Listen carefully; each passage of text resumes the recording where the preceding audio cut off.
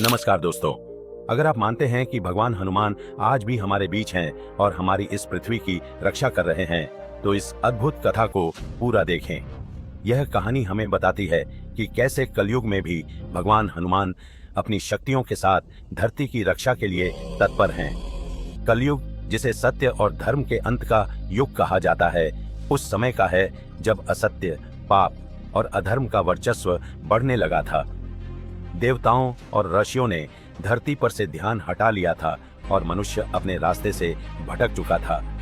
लेकिन भगवान हनुमान, जो त्रेता युग में भगवान श्री राम के परम भक्त और वीर योद्धा के रूप में प्रतिष्ठित थे, इस युग में अदृश्य रूप में मौजूद थे। उनकी शक्तियां तब तक निष्क्रिय थीं जब तक पृथ्वी पर किसी नायक की आवश्यकता नहीं थी। लेकिन उनके सच्चे भक्त जानते थे कि हनुमान जी का रहस्य सदा जीवित है।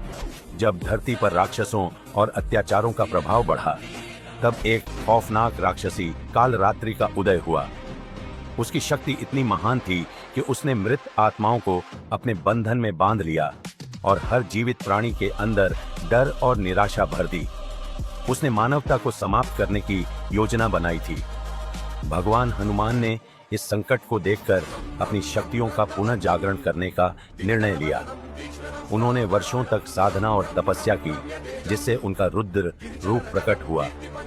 उनके हाथों में दिव्य अस्त्र थे और उनके शरीर से अनहद नाद की ध्वनि निकल रही थी। हनुमान जी ने राक्षसों से युद्ध करना शुरू किया और उनकी चुनौती का डटकर सामना किया। राक्षसों को यह ज्ञात नहीं था कि वे किसी और से नहीं, बल्कि स्वयं हनुमान से लड़ रहे थे। कालरात्रि ने अपनी तामसिक शक्तियों से हनुमान को रोकने की कोशिश की, लेकिन असफल रही।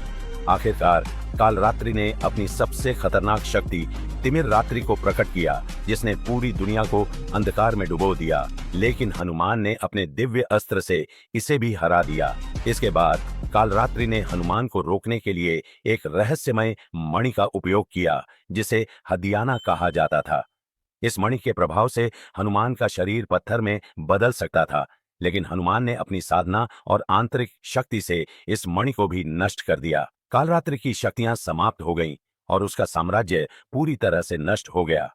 हनुमान जी ने तब यह निर्णय लिया कि उनका कार्य अब समाप्त हो चुका है।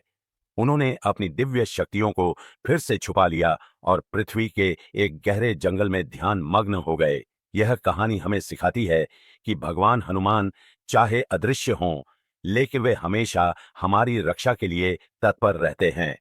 उनका रहस्य और उनकी शक्तियां आज भी सक्रिय हैं, बस समय की प्रतीक्षा कर रही हैं। अगर आपको यह कहानी पसंद आई हो तो हमारे चैनल को सब्सक्राइब करना न भूलें और वीडियो को लाइक और शेयर जरूर करें। मिलते हैं अगली अद्भुत कथा के साथ।